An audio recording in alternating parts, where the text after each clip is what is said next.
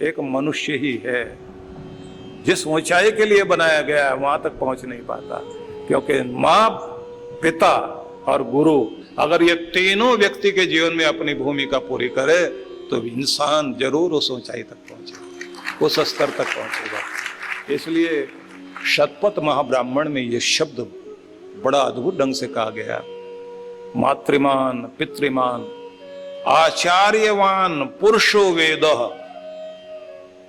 वो पुरुष पूर्ण ज्ञानी समझदार बनेगा जिसके जीवन में माता, पिता और गुरु इन तीनों की भूमिका पूर्ण रूप से न्याय पूर्ण ढंग से अपना कार्य करती है। मतलब मां, पिता और आचार्य गुरु तीनों अपनी भूमिका पूरी करें तो हम अपने उस ऊंचाई तक पहुंचते हैं। इसलिए मैं आपसे कहना चाहता हूं कि हर दिन व्यक्ति को वैचारिक भोजन की आवश्यकता पड़ती है। वैचारिक भोजन मिलता है तो आपके अंदर परिपक्वता आती है, नहीं तो बचपना बना रहेगा।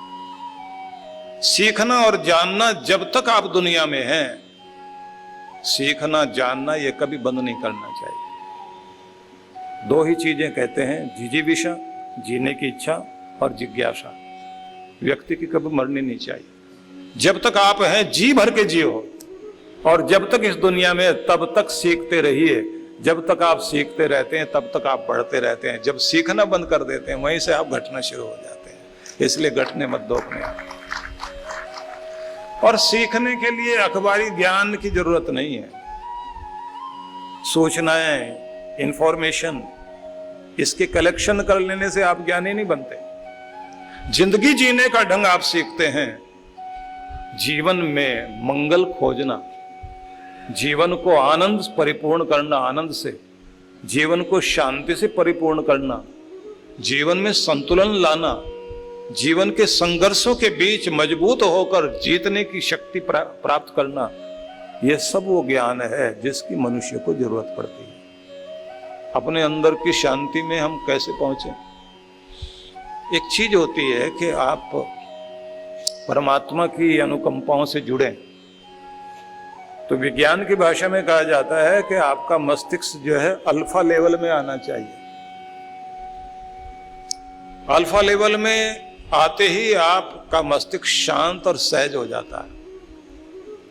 उस समय संसार अलग रह जाता है, आप अपने आपे में होते हैं। बस वहीं से आप प्रार्थना से जुड़िए, नाम जप से जुड़िए। प्रार्थना और नाम जप से जैसे जुड़ने लग जाते हैं तो भाव तरंगे आपकी ब्रह्मांड तक फैलनी शुरू होती है। और जो कॉस्मिक एनर्जी चारों तरफ है, उसके साथ में जो डिवाइन एनर्जी है, दिव्य ऊर्जा, उससे आपका कनेक्शन जुड़ने लग जाता है। और जैसे आप उससे संबंधित हो जाते हैं तो आप खिलने शुरू होते हैं। आपके अंदर आनंद आना शुरू हो जाता है। प्रेम पूर्ण हो जाएंगे, आनंद पूर्ण हो जाएंगे, करुणामय हो जाएंगे, शांतिमय हो जाएंगे, संतुष्टि में आप आ जाएंगे। उस समय आपको लगता है कि जैसे मैं चार्ज होता जा रहा हूं। वो ध्यान की अवस्था आनी शुरू होती है। जब आप अकेले अपने आनंद में बैठे हुए शांत हैं, संतुष्ट हैं, शालीन हैं, आनंदित हो रहे हैं, प्रेम पूर्ण हो रहे हैं, आप अंदर से खिलते जा रहे हैं। जैसे किसी फूल की पंखड़ियों पर पंखड़ियां खिलती जा रही, खिलती जा रही, खिलती जा रही, और ऊपर से आती हुई रोशनी सूर्य की उनको खिलने के लिए मजबूर कर रही है। खिलना आपको ही होता है, खिलाता परमात्मा है। किरणें उसकी आ रही हैं, खिला रहे हैं, अनेक तरह की पंखड़ियां खिलनी शुरू हो जाती हैं। इसलिए उस लेवल पर अपने को लाना होता है। उस लेवल पर लाने का तरीका है या तो भजन गाते हुए, कीर्तन करते करते भावपूर्ण हो जाओ, नाम जपते जपते भावपूर्ण हो जाओ, ध्यान करते करते प्राणायाम किया, प्राणायाम करते करते एकाग्रता साधी, एकाग्रता साधते साधते अपने आनंद में आ गए। अपने आनंद में आकर जैसे आप शांत हो जाते हैं तो कनेक्शन जुड़ गया, आप खिलना शुरू करोगे। ये टेक्निक है। और उसी स्थिति में अगर आप बहुत भावपूर्ण हो जाएं तो आप अपने चुंबक का इस्तेमाल करिए। उस समय चुंबक हर एक के अंदर है। वो जो अंदर का मैग्नेट है वो क्या करेगा, जिस भावना को आप वहां पेश कर दोगे, धन चाहिए किस लिए, मैं आनंदित हो रहा हूं, मैं धन के द्वारा खुद को खुशहाल कर रहा हूं, अपने परिवार को खुशहाल कर रहा हूं, अपने आसपास के वातावरण को खुशहाल कर रहा हूं, मैं खुद को संपन्न करने के साथ सबको सुखी करने में सहयोगी बन रहा हूं, तो धन मेरी तरफ आ रहा है, धन चारों तरफ से मेरी तरफ आ रहा है। तो अब आप अपनी तरफ धन को आता हुआ अनुभव करते हैं। अब जिस काम में आप हाथ लगाओगे वही सोना बनना शुरू हो जाएगा। ये सारी वही टेक्निक है कि जो आप खींचना चाहते हैं अपनी तरफ वो चीज आने लग जाएगी। और अगर उस समय आपका मन एकाग्र होने की आदत तो बन गई, लेकिन आपके मन में क्या आ रहा है, आज किसी से लड़ाई ना हो जाए, लड़ाई ना हो जाए, मंगलवार के दिन तो होती है, शनिवार वाले दिन तो होती है, मेरे साथ तो इस दिन तो लड़ाई जरूर होती है। अब आपका मैग्नेट उस बिंदु को खींचेगा, लड़ाई वाले आदमी को खींच के आपके सामने लाएगा, बहाना जरूर बनाएगा, और उसके बाद फिर जब लड़ाई हो जाएगी तब आप क्या कहेंगे, मैं कहता था ना होगी लड़ाई, हो गई ना। कोई दिन बुरा नहीं है, लेकिन आप खींच तान करके उसे बुरा बनाते जरूर हैं। बहुत सारे पति पत्नी ऐसे मिलते हैं, वो कहते हैं हमारे घर में तो शनिवार वाले दिन तो कलेश जरूरी है, होता ही होता है। वो 3 दिन पहले से तैयारी कर लेते हैं, कलेश होने वाला, शनिवार आ रहा, शनिवार आ रहा, शनिवार आ रहा है। उसके बाद सोचते हैं किस बात पे लड़ाई होगी, ये नहीं पता किस बात पे होगी, होगी तो जरूर। पूरा दिन भी अगर शांति से निकल जाए तो उसके बाद बेचैन होने लग जाते हैं, लड़ाई तो हुई नहीं अभी तक, वो करा के छोड़ेगा आदमी। तो आपका चुंबक वही खींचने लग जाता है जो आप उसको फीड करते हैं, कोई भी चीज उसके अंदर डालना शुरू कर देते हैं। तो आपको टेक्निक सीखनी चाहिए जिससे आप अपनी तरफ खुशियों को खींच सके। इसलिए मेडिटेशन कराते हैं ना।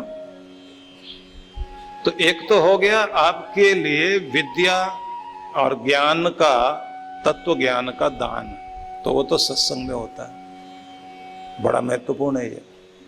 इसके बाद आता प्रशिक्षण का समय, प्रशिक्षण का वो आता है जब कैंप लगता है, ध्यान कैंप लगता है, गुरु की सन्निधि में बैठकर आप अपने ऊपर प्रयोग शुरू करते हैं। जब आप अपने ऊपर प्रयोग करना शुरू करते हैं, बस वहां से चेंज आना शुरू होता है।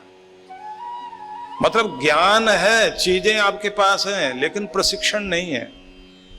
आदतें आपकी जीत रही हैं, जिधर आपकी आदतें बन गई वो आपको घुमा रही हैं। लेकिन जैसे ही आप गुरु की सन्निधि में रहकर प्रशिक्षण लेते हैं तो आप अपनी आदतों पर काबू पाते हैं। तो मैंने आपसे बताया था कि मौत के कुछ दूत हैं, उनमें एक है आवेश। आदत जैसी डाल ली, बात बात में गुस्सा करना, बात बात में तुनक मिजाज हो जाना, छोटी छोटी बातों में मूड खराब कर लेना, चलते चलते एकाएक मूड खराब हो जाए, जहां जा रहे हैं वो काम छोड़ दिया, आज मूड नहीं है, अब मूड नहीं है, इन्होंने ऐसा बोल दिया, इन्होंने टोक दिया।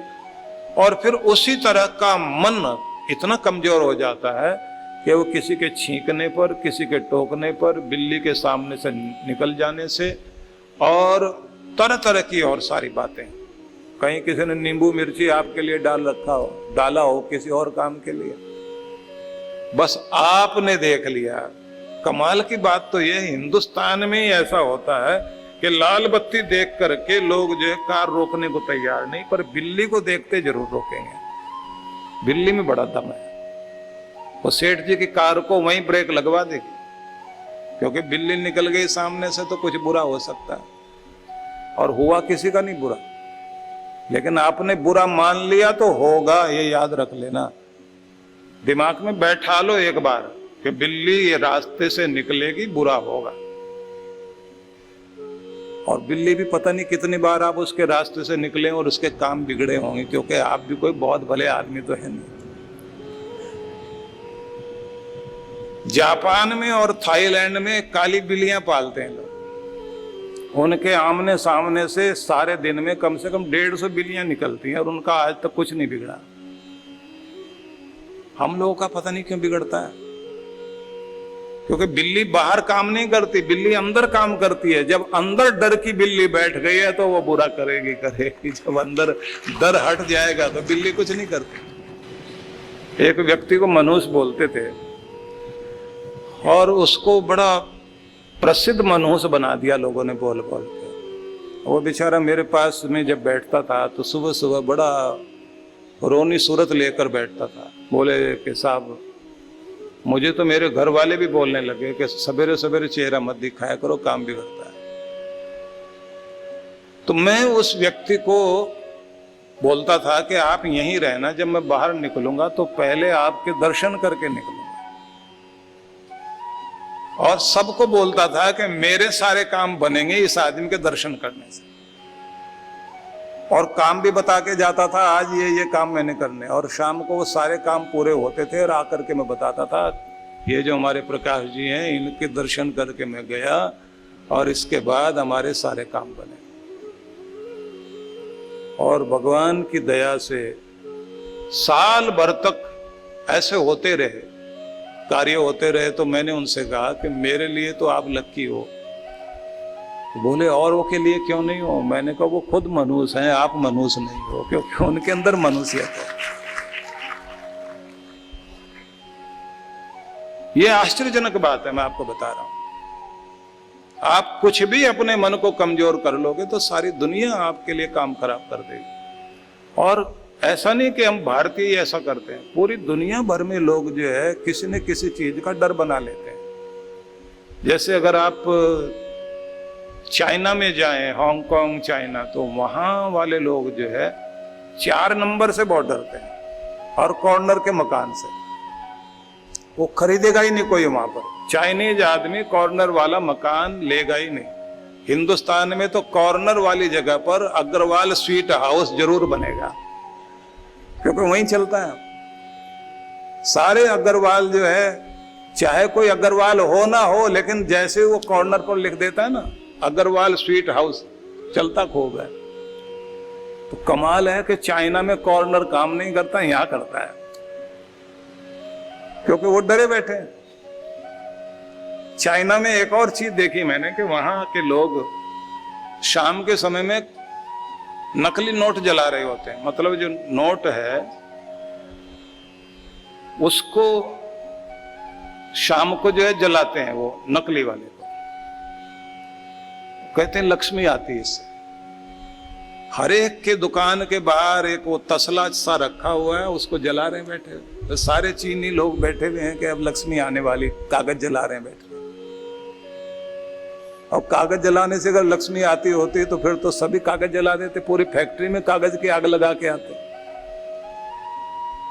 मूर्खताएं बहुत हैं दुनिया भर में। हिंदुस्तान में 8 नंबर को शनि का नंबर माना जाता है, उसको इतना अच्छा नहीं मानते। तो चाइना वाले 8 को इतना अच्छा मानते हैं, इतना जबरदस्त मानते हैं। 8 नंबर अगर गाड़ी का मिल जाए तो उसके लिए वो 5-5, 10-10 लाख रुपए देने को तैयार हैं नंबर लेने के लिए। बहुत अजीब अजीब चीजें हैं दुनिया भर में। इसलिए 2008 में ओलंपिक हुआ चाइना में, और कौन से महीने में हुआ? 8वें महीने में, 2008 8वां महीना। तो शुरू करने का टाइम 8:08 पूरा देश इतनी मूर्खता में पड़ा हुआ है।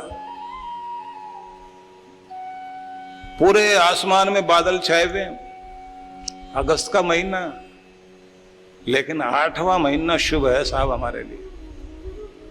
पूरे यूरोप अमेरिका में 13 नंबर पे बड़ी मुसीबत है।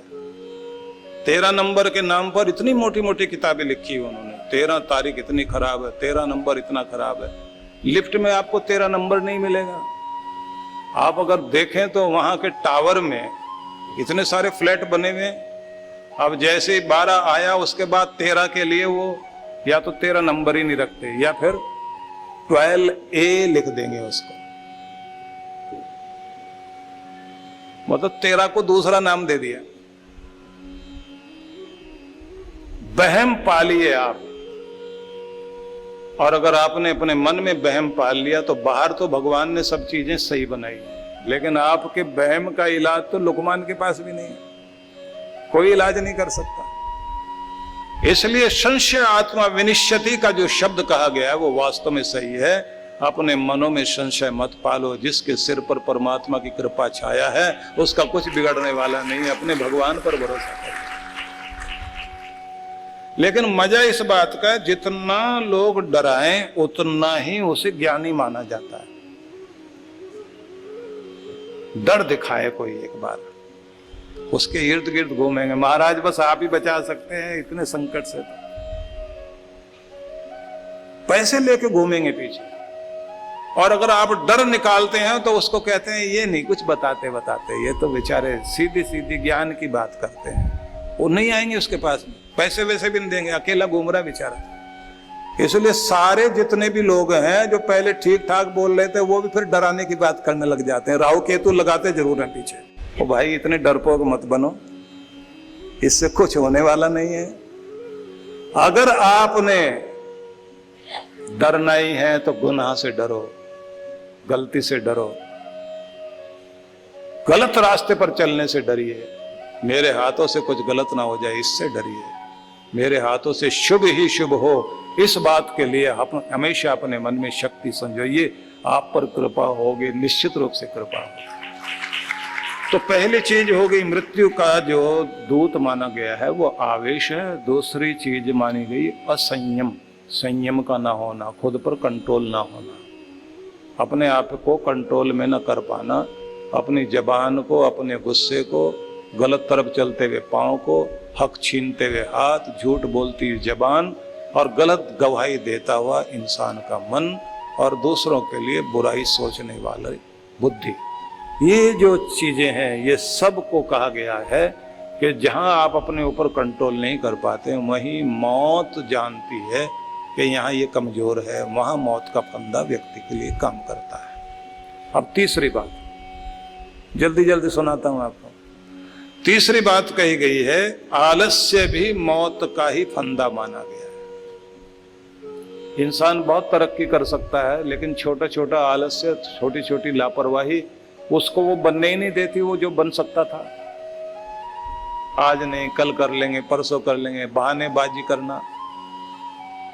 जो आदमी बहानेबाज बन जाता है, आलसी बन जाता है, लापरवाह बन जाता है, काम टालू बन जाता है, काम चोर बन जाता है, उसकी प्रगति कभी नहीं हो सकती। इसलिए वो आदत बनाओ मत। और काम चोर तो होना ही नहीं चाहिए, कर्म योगी बनने की आदत डालनी चाहिए, क्योंकि इससे आप काम चोरी करते करते अपनी योग्यता और अपनी क्षमता को कमजोर करते हैं। और अगर आप लायक हैं ना तो एक बात याद रखिए, किसी भी कंपनी में काम करते हो और आप अपने टैलेंट को और अपनी योग्यता को बढ़ाते हैं और अपना कर्म बहुत अच्छे से करते हैं, जितना आप तनख्वाह लेते हैं उससे ज्यादा कमा के देते हैं, तो फिर आपको कोई नौकरी की फिक्र नहीं है। आपके ग्राहक दुनिया भर में बैठे हुए हैं और काम चोर के लिए तो हर जगह मुसीबत है, उसे हर जगह से निकाला ही निकाला जाएगा। और जो आदमी कुछ लायक है उसे तो ढूंढ के लोग कहेंगे भाई तुम्हारी जरूरत है हमको, इसलिए वो रिटायरमेंट के बाद भी उसकी इज्जत है। लेकिन लोग क्या कहते हैं, बहुत अच्छी नौकरी है साहब, करना कुछ नहीं पड़ता, कभी भी चले जाओ ऑफिस में, कभी भी वापस आ जाओ। ये जो आराम तलबी है आपकी, ये किसी और का नुकसान तो नहीं करती लेकिन आपका जरूर करती है। 45-50 की उम्र में नौकरी से निकाल दिया जाए फिर नौकरी कोई मिलती नहीं। मैं एक बात बुजुर्ग से सुना करता था, वो बुजुर्ग जो है लोगों को समझाता था और ये कहता था कि ऐसी आदतें मत पालना कि जिन आदतों के कारण तुम्हारे बच्चे भी और तुम्हारा परिवार भी दुख भोगे। क्योंकि अगर आप कमाते नहीं, आप किसी लायक है नहीं, तो आप सिर्फ अपने को दुख नहीं दे रहे हो, अपने पूरे परिवार को दुख दे रहे हो। सबको लटका रखा है तुमने। और अगर तुम कुछ लायक हो तो लायक होने का मतलब है कि पूरे परिवार पर तुम उपकार कर रहे हो और तुम्हें देखकर न जाने कितने कितने लोगों को प्रेरणा मिलती है। इसलिए एक बात कहना चाहता हूं सभी को, जीतने वाली अगर कोई चीज है तो एक तो अपना आवेश जीतना चाहिए और दूसरा असंयम वाली भावना। जब आप अपने आप को कमजोर बनाए रखते हैं, कंट्रोल नहीं कर पाते अपने आप को, जहां बर्दाश्त करना बर्दाश्त करे आदमी, जहां बोलना चाहिए वहां बोलना चाहिए। कहीं झुकना है और कहीं झुकाना है, कहीं दबना है और कहीं दबाना है, कहीं मिलना है और कहीं मिलाना है, कहीं मान लेना है और कहीं मनवा भी लेना है, कहीं एडजस्ट करना है और कहीं एडजस्ट कराना भी है। दोनों चीजें आनी चाहिए आपको, क्योंकि अगर आप ही झुकते चले गए तो दूसरा आदमी गड्ढे में दबा देगा आपको। और अगर आपको झुकना भी आता है, झुकाना भी आता है, मिलना भी जानते हैं और मिलाना भी जानते हैं, मान करना भी जानते हैं और मान करवाना भी जानते हैं। जब आप ये कहते हैं ना कि मेरे साथ ऐसे व्यवहार करोगे और ऐसे नहीं करोगे, तो इसका मतलब आपको अपना मान कराना भी आ गया। तो इतना तो अपने अंदर शक्ति, कुव्वत, ताकत रखनी चाहिए ना, इतनी तो पावर, इतना तो मनोबल होना चाहिए अपना, नहीं तो ये दुनिया आपको कहां पहुंचा देगी। तो निवेदन कर रहा हूं कि आलस्य, लापरवाही वो आपको आगे नहीं बढ़ने देती। और उसके बाद आगे कहा गया आकांक्षा। आकांक्षा को यहां तृष्णा कहा गया कि तृष्णाएं जो है ना वो भी आदमी को भटकाती है। जरूरत है या नहीं है, फालतू में चीजें खरीदता घूम रहा है आदमी। दूसरों को देखा देखी आदमी अपने घर में आग लगाकर रोशनी करना चाह रहा है, अपने आप को जला करके काम खराब कर रहा है।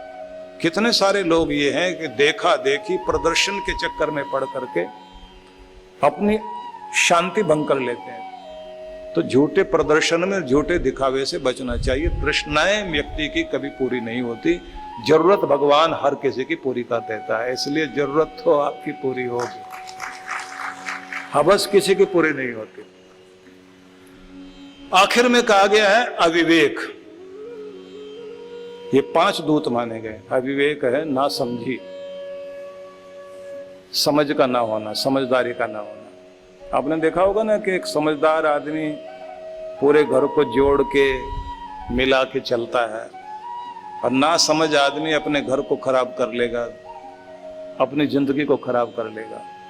समझदार आदमी झगड़े मिटाता है, कलह कलेश मिटाता है, उत्साह करता है, लोगों को आगे लेकर चलता है, मेल मिलाता है। समझदार के दरवाजे पर भीड़ लगी रहती है। लोग सोचते हैं इसके पास बैठने से, मिलने से फायदा ही होगा। ये समझदारी धीरे धीरे आती है।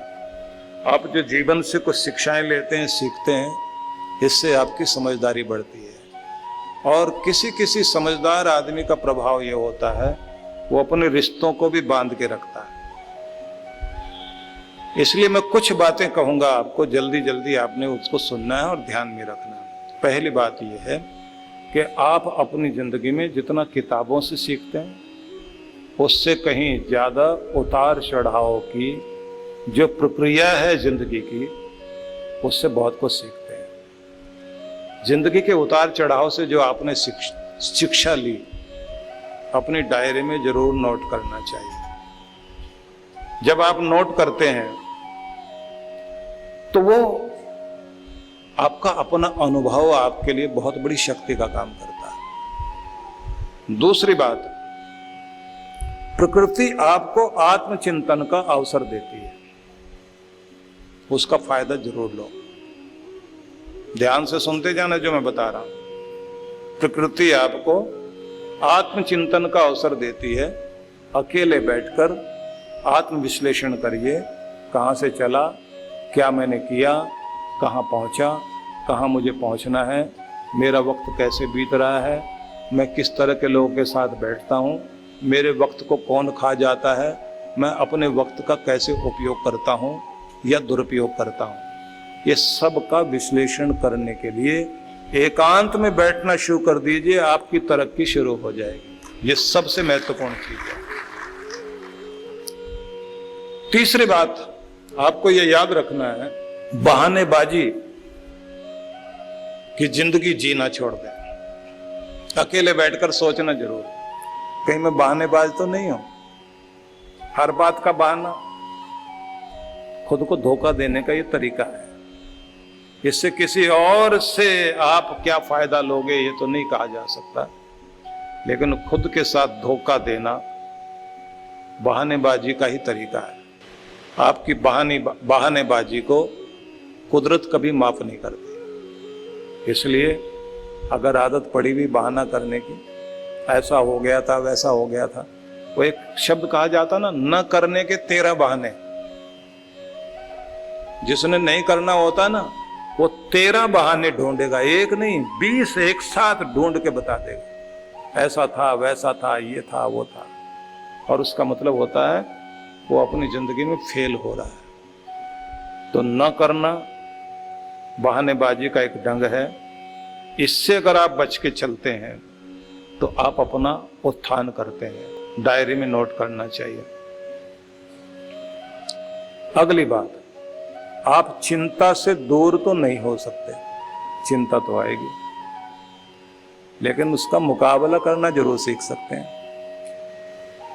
तो चिंताओं का मुकाबला करना अगर आपको आ गया तो फिर आपको जीना आ गया। बस इसी को आपने सीखना। चिंता तो है, चिंता तो आएगी, किसी न किसी रूप में आएगी, नई शक्ल में आएगी। चिंता का मुकाबला करना अगर आप सीख जाते हैं, बच्चों को भी सिखाना चाहिए शुरुआत से ही, अपने संकट का सामना कैसे करना है। जहां कुछ नहीं बन पाए तो वहां आप अपने रिश्तों की ताकत को प्रयोग करना चाहिए, क्योंकि आपके रिश्ते भी आपकी ताकत है। अपने रिश्तों को जिंदा रखिए। रिश्ते जिंदा होते हैं अपनेपन से। अगर आप अपनेपन का प्रयोग अच्छे से करते हैं और आपके रिश्ते जिंदा हैं, जब कोई ताकत काम नहीं आती तो फिर आपके रिश्ते काम आते हैं। वो सब साथ खड़े हो जाएंगे और उस समय जीतते हैं। इसलिए अपने रिश्तों को ताकत बनाओ। सबसे बड़ा रिश्ता गुरु का और उससे भी बड़ा रिश्ता भगवान का, तो वो रिश्ता भी आपका काम आता है।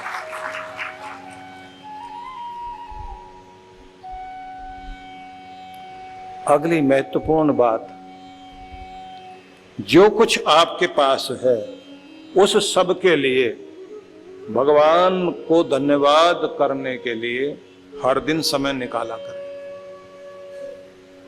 जो कुछ आपके पास है, जो भी कीमती आपके पास है, उस सब के लिए भगवान को धन्यवाद देने के लिए समय निकाला करें। जब आप धन्यवाद करते हैं तो आपको और दिया जाता है। जब आप शिकायत करते हैं तो जो आपके पास है वो भी वापस ले लिया जाता है।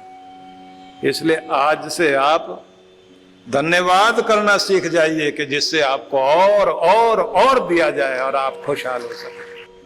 जो आपके पास नहीं है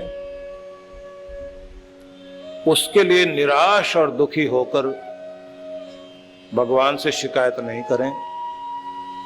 अगर आपको लगता है कि आपको कुछ चाहिए तो बहुत भावनापूर्ण होकर, झोली फैलाकर अपने भगवान को कभी कभी फरियाद करनी चाहिए। प्रार्थना में बहुत बड़ी ताकत है। प्रार्थना मंजूर होती है, सुनता है भगवान। तो फिर से आपको वहीं ले चलता हूं। भगवान श्री कृष्ण ये कहते हैं, अंत काल में मेरा ध्यान करते हुए जो शरीर को छोड़ता है, जिस भाव भावना के साथ शरीर को छोड़ता है, वह भाव भावना ही उसको गति कराती है। अगर आपकी भावना प्रभु में है तो फिर आप प्रभु को मिलते हैं। यम यम वापि स्मरण भावम त्यजन्ते कलेवरम तम तम वेति कौन्तेय सदा तद भाव भावितः। शरीर का त्याग करते समय मनुष्य जिस भाव को, भावनाओं को स्मरण करता है, वही भाव उसको प्राप्त होता है। जिस तरह की मानसिक स्थिति व्यक्ति की अंत में होती है। शरीर का परित्याग करते समय वही गति व्यक्ति को प्राप्त होती है। इसलिए कोई भी मोह, आसक्ति न व्यक्ति की न पदार्थ की अंत में नहीं रहनी चाहिए। जैसे जैसे आयु आगे बढ़े, बेटे के बेटे का जन्म हो जाए, अब उसके बाद धीरे धीरे आप संसार से मुक्त होना शुरू करें। सेवा में, साधना में अपने मन को लगाएं। सबसे ज्यादा ध्यान देना चाहिए पुण्यों की वृद्धि की जाए। पुण्यों की वृद्धि करनी है तन से सेवा, मन से सर्व मंगल कामना और धन को पुण्यों में कन्वर्ट करना। अपने पुण्यों को बढ़ाने के लिए अपने धन को आप इस तरह प्रयोग करें। गृहस्थ व्यक्ति के लिए तो सबसे ज्यादा महत्वपूर्ण माना जाता धर्मादा सेवा। 9 तरह की सेवाओं को धर्मादा बोलते हैं, जिसमें अनाथ, वृद्ध, रोगी, गौ सेवा, मंदिर का निर्माण, अन्न क्षेत्र को चलाना, सत्संग कराना, जितनी भी तरह की ये सेवाएं हो सकती हैं, उन सब सेवाओं को, 9 तरह की सेवाओं को धर्मादा बोलते हैं। उस धर्मादा सेवा में हर व्यक्ति, गृहस्थ व्यक्ति, जैसे विवाह हुआ तो आदमी को 2% अपनी कमाई का धर्म में लगाना शुरू कर देना चाहिए। जैसे जैसे आप एक एज तक पहुंच जाते हैं, उसके बाद अपनी राशि से कोई बाग लगाओ। बाग लगाने का मतलब है पुण्यों का बाग लगाना। पुण्यों का बाग कैसे लगता है? कोई ऐसी चीज बनवा दो जो आपकी राशि से, जैसे किसी गुरुकुल में कोई कमरा बनवा दिया, कोई पुस्तकालय बनवा दिया, कोई संगीत कक्ष बनवा दिया जहां बैठकर बच्चे भजन गाएं। अब उस कमरे में कितने साल रहेगा वो? 40-50 साल तो कमरा रहेगा ही रहेगा ना। अब उस कमरे में बैठकर जितना भी भजन गान हो रहा है और बच्चे सीख रहे हैं, तो आपने जो कुछ बाग लगा दिया था, एक बाग 10 साल, 15 साल, 20 साल चलता है, लेकिन ये आपका पुण्यों का बाग तो 50 साल तो काम करेगा ही करेगा ना। आपके खाते में पुण्य जुड़ते चले जाएंगे। एक बार कर दिया तो पुराने लोगों ने बड़ा ध्यान दिया इस बात पे। पुराने लोग बहुत ज्यादा कमाते थे क्या? पुण्य तो जरूर कमाते थे। इसलिए कुआं बनवाना, बावड़ी बनवाना, धर्मशाला बनवाना। इंदौर की महारानी थी अहिल्याबाई अहोलकर। आप बनारस में जाए, काशी में जाए, इतने सारे मंदिर, धर्मशालाएं उस महिला की बनवाई गई। जब वहां जाते हैं और उन चीजों को देखते हैं तो वो महिला, उसकी साक्षात मूर्ति सामने आ जाती है कि कोई पुण्य आत्मा बनवा के गया है। अपने लिए नहीं, ना अपनों के लिए, बल्कि परमात्मा के प्यारों के लिए कोई बना के गया, तो पुण्यों का बाग लगा के गया। तो पूरी जिंदगी तो 2% का कार्य जारी रहना ही चाहिए। उसके बाद आप गौशाला बनवा दें, आप जो है डिस्पेंसरी बनवा दें, आप जो है धर्मशाला में कक्ष बनवा दें, आप किसी गुरुकुल के अंदर जो है वहां पढ़ने वाले विद्यार्थियों के लिए कमरे बनवा दें। कोई भी इस तरह के कार्य, या आपकी कोई राशि से हॉस्पिटल में जो गरीब से गरीब आदमी हो, उसकी दवा, जिसको दवाई के पैसे नहीं है, तो ऐसी राशि जमा करा दें कि मेरी इस राशि के ब्याज से उस आदमी को दवा मिल जाए जिस आदमी के पास पैसा खर्च करने के लिए नहीं है। तो किसी का भी भला होगा। तो आप नहीं उसको जानते, वो आपको नहीं जानता, लेकिन सबका हिसाब रखने वाला तो भगवान है ना ऊपर, वो तो हिसाब रखता है। आपका पैसा तो आगे चल करके कब्जा करने वाले घर में बैठे ही है ना। उनको आप जो है 1000 करोड़ दे दें या 1000 लाख दे दें, कोई फर्क पड़ने वाला नहीं है। थोड़ा दे दें या ज्यादा दे दें, उनके नसीब में और उनके कर्म में और उनके कर्तव्य में अगर कुछ है तो अपने आप अमीरी को प्राप्त कर लेंगे, और अगर उनका नसीब ठीक नहीं और उनके कर्म ठीक नहीं है तो आपकी कमाई भी ज्यादा देर तक टिकने वाली नहीं है। न जाने क्या गलत कर बैठे।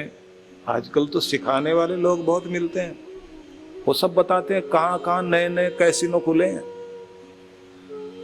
जुआ घर खुल गए हैं। सिंगापुर में मेरा कार्यक्रम था, एक सज्जन जो हमारे हांगकांग वाले अधिकारी थे, उन्होंने मेरे से कहा कि आप हमारे वाले होटल में एक बार जरूर आइए। मैंने कहा वहां क्या खासियत है? बोले नया बना है और उसमें सबसे ऊपर वाले फ्लोर में इतना बढ़िया स्विमिंग पूल बना है, देखने लायक है। मैंने कहा और क्या खासियत है? बोले नीचे उसमें एक जुआ घर बना है जिसमें दुनिया भर के लोग आते हैं। मैंने कहा फिर तो बिल्कुल नहीं जाना चाहिए। तो उन्होंने सब बातें बताते बताते एक बात कही कमाल की। बोले यहां के जुआ घर के लिए गवर्नमेंट का नियम है कि सिंगापुर का निवासी कोई भी जुआ नहीं खेल सकता, बाहर का आए और वो खेले। मैंने कहा ऐसा क्यों? बोले मरे और फंसे बाहर वाला अपने देश का क्यों बर्बाद हो। बनाया जरूर उन्होंने, पर अपने देश वाले को बर्बाद नहीं होने देते। बाहर वाले आए बर्बाद होके जाएं। सिखाने वाले ये जो नई नई पीढ़ी वाले लोग हैं ना, जिसके पास थोड़ा पैसा हो जाए उसको तो ऐसे ऐसे ऐब लगाने वाले और सिखाने वाले मिल जाएंगे जिसकी कल्पना नहीं कर सकते आप। तो किनको आप सौंप के जा रहे हो अपनी दौलत? बहुत मेहनत करके आपने कमाया, उसको अगर हो सके तो पुण्यों में कन्वर्ट करो। और एक बात और, जीते जी जो दान पुण्य कर लोगे वो चल जाएगा, आपके बाद में किसने करना है इसकी तो कोई गारंटी नहीं है। क्योंकि उस समय सेवा करने वाले ऐसे लोग मिल जाते हैं, वो कहते हैं जी हमें दीजिए ना, हम सेवा करते हैं, हम लेके आएंगे सामान। वो ऐसी दुकान से ऐसा माल लेके आएंगे, दुकानदार भी सोचता है जो सामग्री कभी नहीं बिकी निकाल दो आज, क्योंकि मुर्दे को ही तो जलाना और करना क्या। आपकी देह जिसमें रहते थे, जो आपकी पहचान थी, आदमी सोचता है ना कि कम से कम मेरा अंतिम विदाई का कार्यक्रम तो इज्जत के साथ हो। कोई किसी को परवाह नहीं है भाई। तीसरे दिन फोटो टांग दिया जाता है दीवार पर, और साल भर तक तो टंगा रहता है। अगर घर में हो गया रंग रोगन, उसके बाद फोटो उतार के रखा जाएगा। शीशा टूट गया तो किसी के पास फुर्सत नहीं है कि उसे दोबारा फ्रेम करा सके, स्टोर में रखा रखा फट जाएगा। पिताजी आए थे चले गए, कहानी खत्म हो गई। इसलिए निवेदन ये करना चाहता हूं, बहुत मोह ममता से कुछ होने वाला नहीं है। बच्चों को प्यार करिए, उनके प्रति फर्ज निभाइए, उन्हें जितना अच्छा बना सकते बनाइए, जो उनको देना चाहिए जरूर दीजिए। लेकिन अपने लिए आप पूरी जिंदगी नहीं जी सके तो कम से कम अपने लिए ठीक से मर तो जाइए, अपने लिए कुछ करके तो जाइए, अपने लिए कोई पुण्य तो ऐसा कर जाइए कि आप की कमाई आपको तारने वाली बन जाए, आपका भला कर सके। इस दुनिया में किसी को तरस आए ना आए, आपको तो अपने ऊपर तरस आना चाहिए ना। तो कोई पुण्यों का बाग लगाओ जरूर, अपनी कमाई से कुछ अच्छे कार्य करके जाओ, और अपने तन से भी जितनी सेवा हो सकती करिए। और खास बात, जब तक आप दुनिया में है ना, एक आदत बना लीजिए, हम स्वयं सेवक हैं, हमें किसी की सेवा की जरूरत नहीं है। अपना काम आखिर तक खुद करेंगे, किसी से काम लेंगे नहीं। हम किसी के मोहताज बनकर नहीं जिएंगे, आखिरी तक हंसते मुस्कुराते जीना है, कर्मठ बन करके जीना, हाथ पांव चलाते हुए जीना है, हाय हाय करने की आदत छोड़ देनी है। बस वाह वाह कहना और धन्यवाद करते रहना, ये आदत बनाना। भगवान कृष्ण का संदेश सुन रहे हैं ना, तो उसको ध्यान में रखिए। कृष्ण क्या कह रहे हैं? तस्मात् सर्वेषु कालेषु मामनुस्मर युध्य च। हर वक्त, हर स्थिति, हर परिस्थिति में मेरा नाम जप। और जीवन के संघर्ष में आगे बढ़ो। ये जिंदगी कमजोरों के लिए नहीं है, बहादुरों के लिए है। अपने आप को बहादुर बनाओ और जीवन को ऊंचाई पर लेकर के चलो। तो बहुत बहुत आशीर्वाद, शुभकामनाएं।